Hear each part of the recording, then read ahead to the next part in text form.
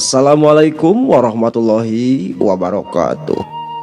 Tepang dahu deui sareng simkuring pun Akang Boy sapagodos tangtosna dina dongeng Sunda anu insyaallah raos.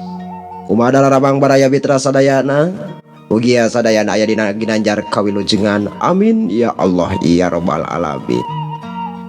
Kabaraya mitra sadayana neraskeun hanca nya. Tangtosna nu kamari mah bagian kahiji, ayeuna mah bagian kadua dina judul Pahlawan ti Batu Kalakah.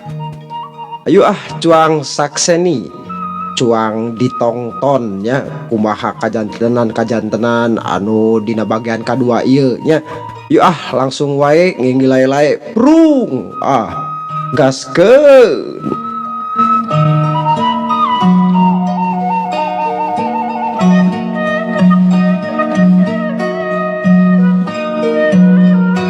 Kakosapkeun baraya jaka anu kiwari lumampah neangan balad pikeun numpas Walanda keur nyang saya dina luhureun batu ngarehatkeun kacape.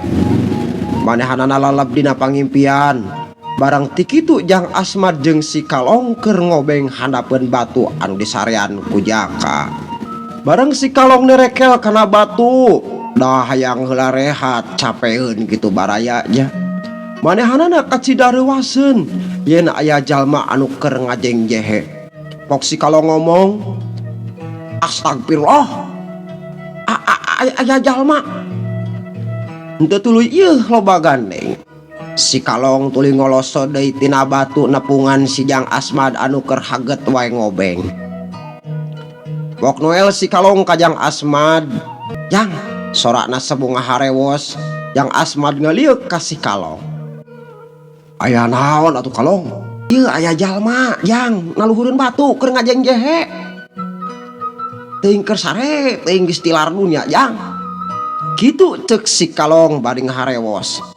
Saenggeus diteang bener pisan aya jalma ngora keur ngajengjehe bari ngeukepan bedog anu perahna hideung mangrupa ukiran maung. Jang Asmad nitah ka si Kalong pikeun ngageroan baladna anu di beh tonggo. "Ya, Kalong, ayeuna teang balad-balad arurang anu keur ngajieun jirat ti beh tonggo. Buru, nya siap Jang." Kitu walona si Kalong.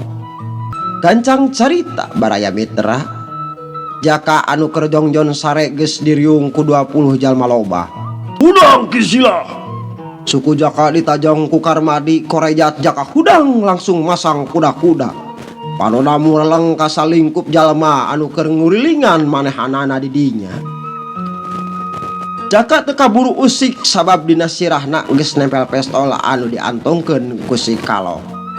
"Sok sia, ti mana si laing teh kisila?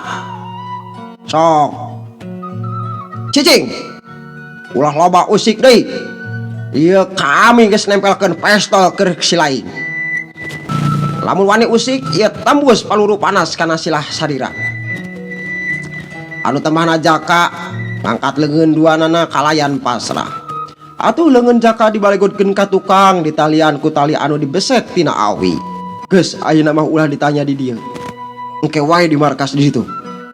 Kitu ceuk Jang Asmad. Teu kosilila Jaka diarak muru ka markas laskar. Sanggeusna di markas Jaka dipasrahkeun ka Letnan Kardiman salaku pimpinan maranehanana. "Sa yang di mana si laing teh kisila?" "Kaula teh pun Jaka, pituin asli lembur Batu Kalakah." Kitu tembal Jaka bari leungeunna dibalegon ka tukang. "Non, dedengean mau urang lembur Batu Kalakah?" "Teu salah, eta pisan." Letnan Kardiman bari seuri bari nepak pundukna Jaka anu keur sideku. "Ya syukur atuh kitu mah. Tawa si laing mata-mata wangsa Walanda." Kitu tanya Letnan Kardiman deui bae. "Lain, justru kuring cecep pisan ka eta urang-urang kompeni anu kiwari baki mah habu di lembur kuring." "Tarja, lepaskeun rangketanana." Kitu ceuk Letnan Kardiman. nitah mukakeun tali anu keur ngarangket leungeunna Jaka. Heuleuh Baraya Mitra, waktosna parantos teu nyekapan deui nya. Tah ieu nya dugi ka dieu episode kedua mah kitu Baraya. Hapunten bilih aya kacaletot letah gitu nya, honda nuju diajar gitu. Tah Kabaraya nging hilap pokona di komen, di like sareng di subscribe na channel Dongeng Sunda Akang Boy pokon namanya, anu insya Allah nyarengan Baraya nalika Baraya nuju ngopi nuju nyalse sareng sajabina. Sakitu nu kapihatur hapunten milih kalepatan sang kaluputan sadinten buasa dinten dicanda kaparapatan hapunten Kang Boy hapunten bilih aya kalepatan sareng kaluputan. Rung hatur nuhun.